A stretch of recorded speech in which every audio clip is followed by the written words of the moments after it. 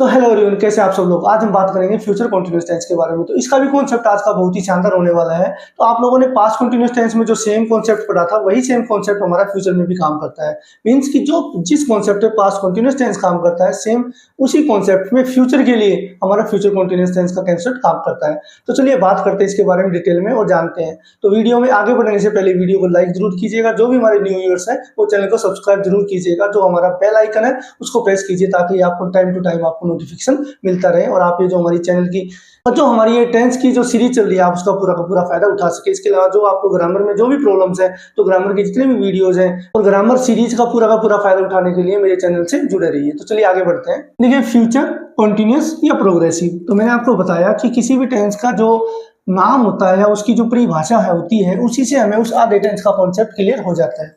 तो यहाँ पे फ्यूचर यानी भविष्य, कंटिन्यूअस या प्रोग्रेसिव होता है कोई काम का जारी रहना, टेंस यानी काल।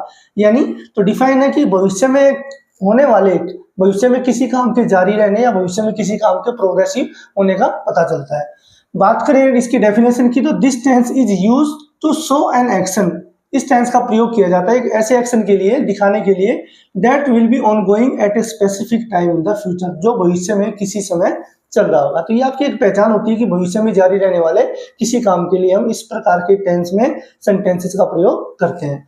बात करें हिंदी के पहचान की, तो ये चीज मैं आपको बार बार रिमाइंड कराता रहता हूँ कि भाई हिंदी की पहचान पे आपको नहीं जाना, क्योंकि हिंदी की पहचान की हम बात करेंगे तो जनरली ज्यादातर टेंसेस की पहचान होती है। जैसे आप कॉन्टिन्यूअस की बात करेंगे या परफेक्ट कॉन्टिन्यूअस की बात करेंगे तो उनके जो हिंदी की पहचान होती है वो सेम ही रहती है, लेकिन उसमें एक पर्टिकुलर कॉन्सेप्ट होता है, वो आपका अलग होता है। और सारे के सारे जो टेंस होते हैं आपके कॉन्सेप्चुअल होते हैं, यानी कॉन्सेप्ट बेस्ड होते हैं। तो आप एक हिंदी की पहचान पे नहीं जाएंगे, हिंदी की पहचान पे भी आपको पूरा डीपली उसका आपको गहन अध्ययन करना पड़ेगा।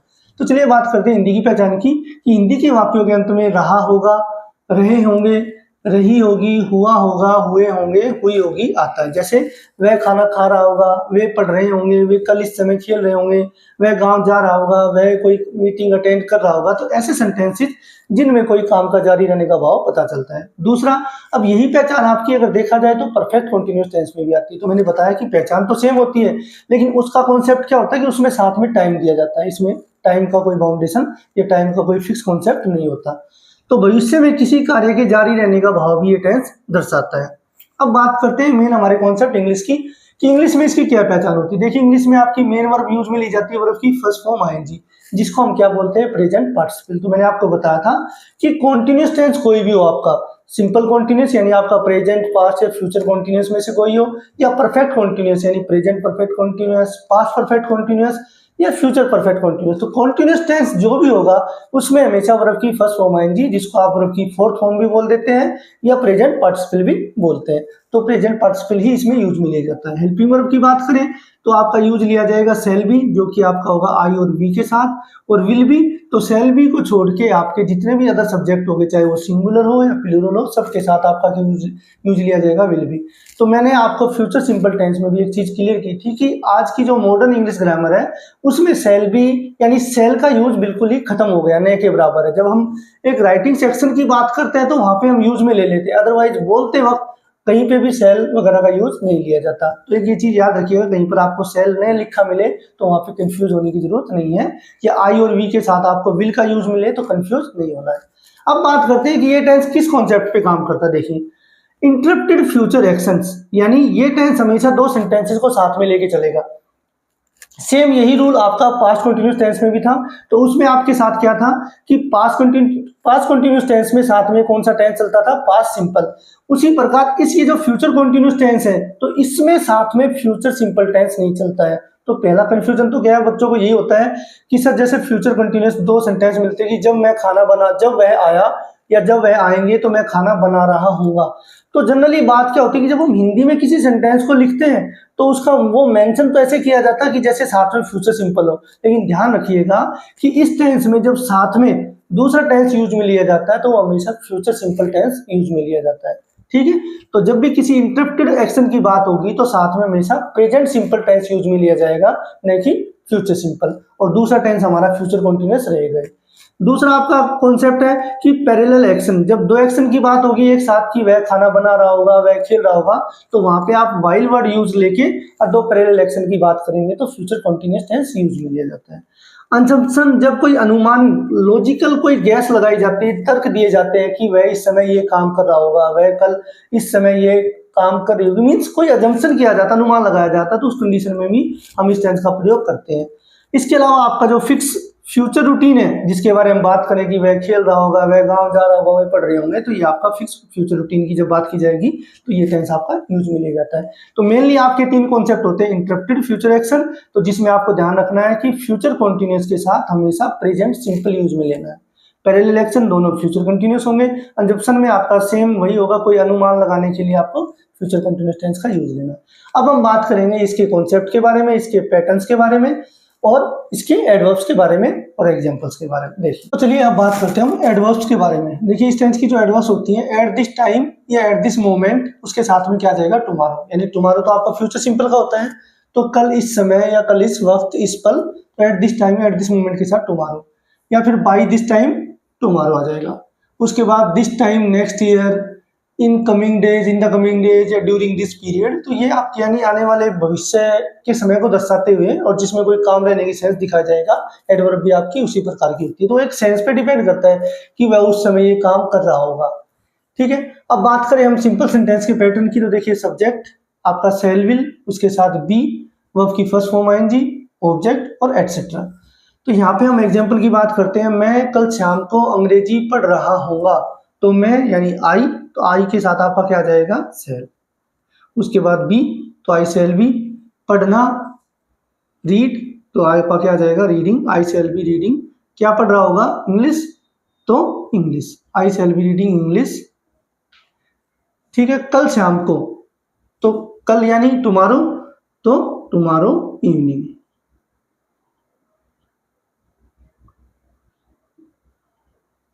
मैं कल शाम को आई शैल बी रीडिंग इंग्लिश, मैं रीडिंग कर रहा हूँ, पढ़ रहा हूँ इंग्लिश टुमारो इवनिंग, कल शाम को।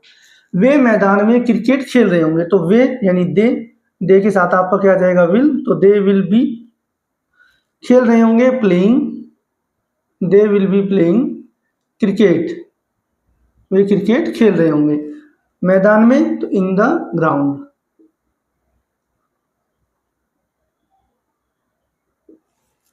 मेरी माताजी रात को टीवी पर सीरियल देख रही होगी, तो मेरी माताजी माय मदर।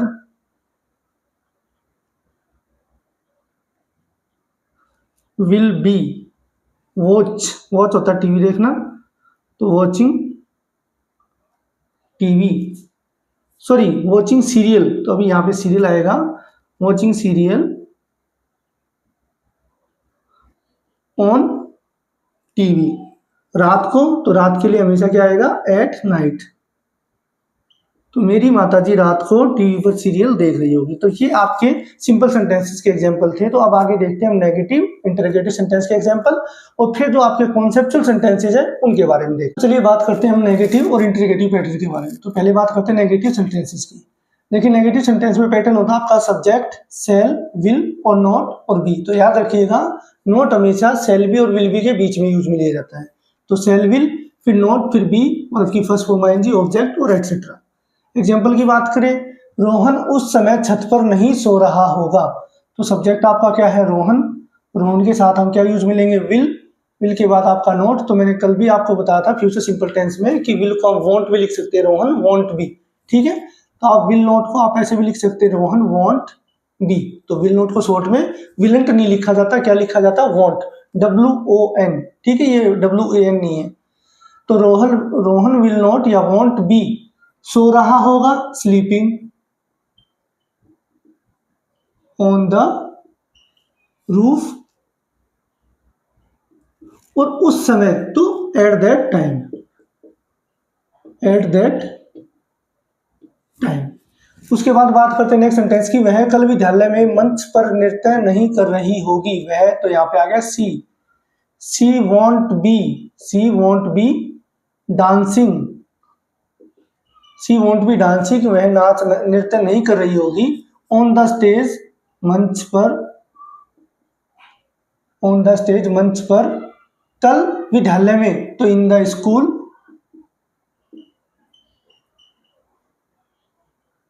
और यहाँ पे आपका क्या आ जाएगा tomorrow, in the school tomorrow. ठीक है।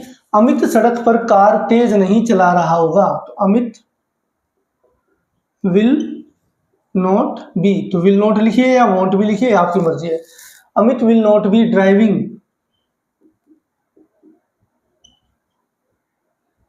ए कार, अमित कार नहीं चला रहा होगा, तो फास्ट यहाँ पे लिखेंगे हम, फास्ट यानी तेज, तो Amit will not be driving a car fast on the road.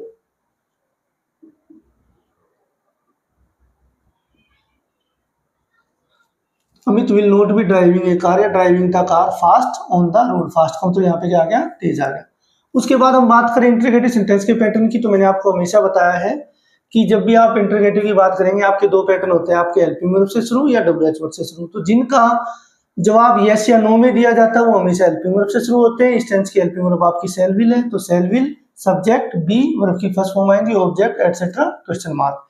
और WH वर्ड हो जब, तो आपका WH वर्ड पहले आएगा, फिर सेल, फिर सब्जेक्ट, फिर बी। तो यहाँ पे भी याद रखिएगा सब्जेक्ट से पहले आपकी हेल्पिंग वर्ब सिर्फ सेल विल आता है, बी बाद में यूज में लिया जाएगा। एग्जाम्पल की बात करें, क्या तुम आज रात रवि के साथ परीक्षा की तैयारी कर रहे होगे, तो क्या तुम, तो विल यू बी। ठीक है, आपकी क्रिया क्या है, वर्ब क्या है, तैयारी करना, तो preparing. Will you B preparing परीक्षा की, फॉर एग्जाम या ऑफ एग्जाम, परीक्षा की। एग्जाम्स कर देते हैं, वैसे एग्जामिनेशन होता है। Will you B preparing for the exams, ठीक है, विथ रवि, रवि के साथ। आज रात, तो आज रात को हम क्या बोलेंगे, tonight, question mark.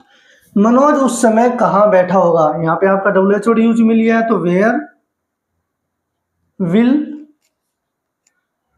Manoj be sitting. अब हम इसमें और एट दैट टाइम, उस समय, अब इसमें और ऐड करना चाहे तो हम सोच जोड़ सकते हैं, गार्डन में कहां बैठा होगा, छत पर कहां बैठा होगा, ऐसे। तो देखिए where will Manoj be sitting at that time. अब देखिए अगर आप कॉन्सेप्ट की बात करें तो मैंने कहा कि हिंदी की पहचान के अकॉर्डिंग आपका कॉन्सेप्ट, अब जैसे मान लो ये एडवर्ब है एट दैट टाइम, ये जनरली आपकी कब यूज में ली जाती है, पास्ट कॉन्टिन्यूस टेंस में, लेकिन यहाँ पे आपका कोई पास्ट कॉन्टिन्यूस टेंस नहीं है, लेकिन हम बात किसकी कर रहे हैं, फ्यूचर कंटिन्यूस की। तो आपका जो एडवर्ब्स होते हैं या हिंदी की पहचान होती है, हमेशा इस पे न जाइएगा, हमेशा जो सेंटेंस का कॉन्सेप्ट है, जिस टाइम पीरियड की बात की जा रही है, हमेशा सेंटेंस उसके अकॉर्डिंग ही हम उसको स्ट्रक्चर करते हैं, उसको बनाते हैं। ठीक है, अब बात करते हैं इंटरोगेटिव नेगेटिव की। चलिए बात करते हैं हम इंटरोगेटिव नेगेटिव सेंटेंस के पैटर्न के बारे में। देखिए हेल्पिंग वर्ब आपकी shall will, subject, not, V first ING, object etcetera. ऐसे ही WH word, shall will, subject, फिर आगे आपका same pattern, not, V verb की first form ING, object etcetera. अब बात करते हैं एग्जांपल्स की। क्या रवीना कल इस समय गांव नहीं जा रही होगी, तो क्या, तो आपका आ जाएगा विल रवीना। यहाँ पे देखिए स्टेप बाय स्टेप चलते रहेंगे, विल रवीना, उसके बाद आपका क्या आ जाएगा, हेल्पिंग वर्ब होगी आपकी, रवीना हो गया, उसके बाद आपका क्या आ जाएगा, नॉट बी। तो यहाँ तक तो कोई डाउट होना ही नहीं चाहिए जब आप पैटर्न की बात करते हैं। तो उसके बाद आपकी वर्ब क्या है, गो, तो going. Will Raveena not be going, कहाँ जा रही होगी, going to village. Will Raveena not be going to village कल इस समय, तो at this time tomorrow, at this time tomorrow, question mark. तो will Raveena not be going to village at this time tomorrow. कुत्ते रात को पार्क में क्यों नहीं भौंक रहे होंगे, रीजन बताना भाई, क्यों नहीं भौंक रहे होंगे, कोई चोर वगैरह आया लेकिन कुत्ते नहीं भौंक रहे होंगे क्योंकि उनको बिस्किट खिला दिए गए होंगे। तो why will dogs, why will dogs not be, भौंकना बोलते हैं बार्क को, तो barking, barking, why will dogs not be barking in the park at night. ठीक है, मनीषा कौन से कमरे में पढ़ाई नहीं कर रही होगी। अब यहाँ पे देखिए बात करते हैं कौन से शब्द की।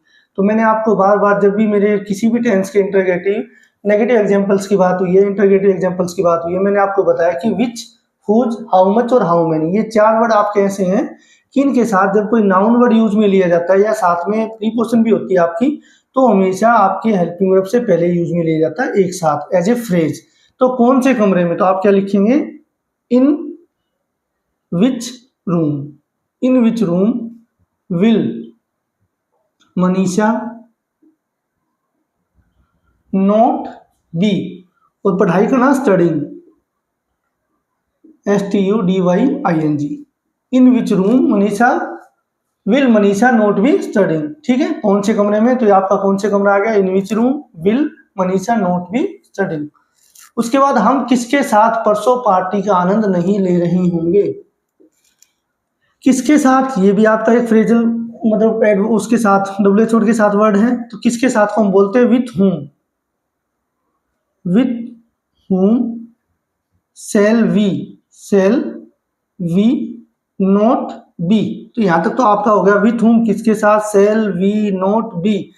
आनंद लेना तो एंजॉय, तो यहां पे आ जाएगा एंजॉइंग द पार्टी, पार्टी का आनंद नहीं ले रहे होंगे, कब, परसों, तो परसों को हम क्या बोलते हैं, day after tomorrow, day after tomorrow. तो ये आपका हो गया इंटरोगेटिव नेगेटिव का पैटर्न। अब बात करते हैं हमारे कॉन्सेप्चुअल सेंटेंसेस की, जो हमारे सिंपल एक सेंटेंस वाले नहीं होते, जो हमारे क्या होते हैं जॉइंट में या दो कनेक्टर वगैरह वर्ड्स के साथ यूज में लिए जाते हैं। देखिए अब बात करते हैं हमारे कॉन्सेप्चुअल जो सेंटेंसेस होते हैं उनके बारे में। तो मैंने आपको बताया था हमारे तीन कॉन्सेप्ट होते हैं, इंटरप्टेड एक्शन, आपका पैरेलल एक्शन या अजम्पशन। तो इसमें मेन आपके इंटरप्टेड एक्शन या पैरेलल एक्शन ही होती है। अब इसमें भी इन तीनों में भी सबसे ज्यादा मेन आपका इंटरप्टेड एक्शन होता है। उसमें क्या है कि जब आप हिंदी के सेंटेंसेस की बात करेंगे तो इसकी जो सेंस होती है वो हमेशा एक तो फ्यूचर सिंपल की और एक फ्यूचर कॉन्टिन्यूस की निकलती है। लेकिन जब आप किसी सेंटेंस को इंग्लिश में ट्रांसफॉर्म करोगे, जब उसको आप इंग्लिश में ट्रांसलेट करोगे, तो याद रखिएगा वो दूसरा जो सेंटेंस होता है फ्यूचर कॉन्टिन्यूस के साथ फ्यूचर सिंपल यूज में नहीं लिया जाता, हमेशा प्रेजेंट सिंपल में। सिर्फ मेन रूल आपका यही है और यही बात आपको याद रखनी है कि जैसे मान लीजिए यहाँ पे सेंटेंस है कि जब तुम आओगे मैं सो रहा हूँगा। अब ये तो हमारे पास क्लियर है कि आपका क्या है, फ्यूचर कॉन्टिन्यूस है। लेकिन बात करें हम इसकी, जब तुम आओगे, तो ये सेंटेंस हमें कैसा, इसकी अगर हम पहचान की बात करें तो ये हमें लगता है फ्यूचर सिंपल। लेकिन ध्यान रखिएगा फ्यूचर कॉन्टिन्यूस के साथ हमेशा प्रेजेंट सिंपल का कॉन्सेप्ट काम करता है। तो यहाँ पे आप इसको कैसे बनाएंगे कि when you arrive, अराइव होता आना या पहुंचना है, when you arrive या कम की जब तुम आओगे या पहुंचोगे, I will be sleeping,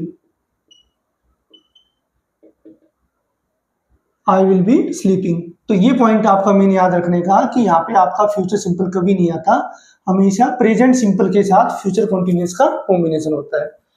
जब वे घर पहुंचेंगे तो when दे, घर पहुंचना रीच, तो when they reach at home। ठीक है, तो यहां पे भी देखिए मैंने प्रेजेंट सिंपल यूज में लिया है। तो when they reach at home, हम खाना खा रहे होंगे, तो we shall be eating food, हम खाना खा रहे होंगे। तो बस आपको ये बात ध्यान रखनी है कि फ्यूचर सिंपल के साथ फ्यूचर कॉन्टिन्यूस के साथ फ्यूचर सिंपल का कॉम्बिनेशन नहीं होता है। फ्यूचर कॉन्टिन्यूस के साथ आप हमेशा प्रेजेंट सिंपल सेंटेंस यूज में लेंगे, हिंदी में चाहे आपका अर्थ उसका गागेगी का ही क्यों ना हो। उसके बाद करते हैं जब अध्यापक कक्षा में आएंगे। अब यहाँ पे देखिए अध्यापक कक्षा में आएंगे तो फ्यूचर सेंस आपकी फ्यूचर सिंपल की है, लेकिन आपको यूज क्या लेना, प्रेजेंट सिंपल। दूसरा जो सेंटेंस होगा आपका वो रही होगी, यानी फ्यूचर कॉन्टिन्यूस होगा। तो व्हेन टीचर आएंगे, कम, तो यहाँ पे अगर सिंगल हम जैसे रेस्पेक्टेड वर्ड यूज में लेते हैं तो टीचर कम्स, तो यहाँ पे एक टीचर के लिए भी हम टीचर हिंदी में जब बोलते हैं तो आएंगे ही यूज में लेंगे। तो when teacher comes in the class, children will be making a noise, बच्चे शोर कर रहे होंगे। मेक ए नॉइस होता है शोर करना, तो यहाँ पे आ जाएगा मेकिंग ए नॉइस। तो व्हेन टीचर कम्स, ठीक है। उसके बाद हम बात करते हैं पैरेलल एक्शन की, जब दो काम एक साथ हो रहे हो। तो ये आपका पास्ट कंटिन्यूस में भी यही रूल होता है कि व्हाइल यूज में ले जाता है एक कार्य, मैंने दो कार्य एक साथ हो रहे हो, मैं पढ़ रहा हूँ जबकि वह खेल रही होगी। तो I shall be studying while she will be playing। तो यहाँ पे आपके दोनों जो सेंटेंसेस होते हैं वो आपके फ्यूचर कॉन्टिन्यूस के ही होते हैं। ठीक है, वह गाना गा रही होगी जबकि मैं गिटार बजा रहा हूँ। तो she will be singing a song, she will be singing a song while I shall be playing guitar. Guitar बजाने को बोलते हैं प्ले गिटार, प्ले मीन होता है बजाना। ठीक है, अजम्पशन, तो यहाँ पे मैंने इसका एक ही एग्जांपल लिया है। अजम्पशन होता है अनुमान लगाना, तो ये हमारा एक रूटीन फ्यूचर के जैसे काम करता है, तो इसका कोई ज्यादा एग्जांपल की जरूरत नहीं है। यानी सेम आपका एक सिंपल सेंटेंस के जैसे काम होता है कि भाई इस समय ये काम कर रहा होगा, तो अजम्पशन की सेंस में होता है रूटीन फ्यूचर जो होता है हमारा। तो मोहित इस समय घर पर मेरा इंतजार कर रहा होगा, तो Mohit will be waiting, Mohit will be waiting for me at home, Mohit will be waiting at home at this time.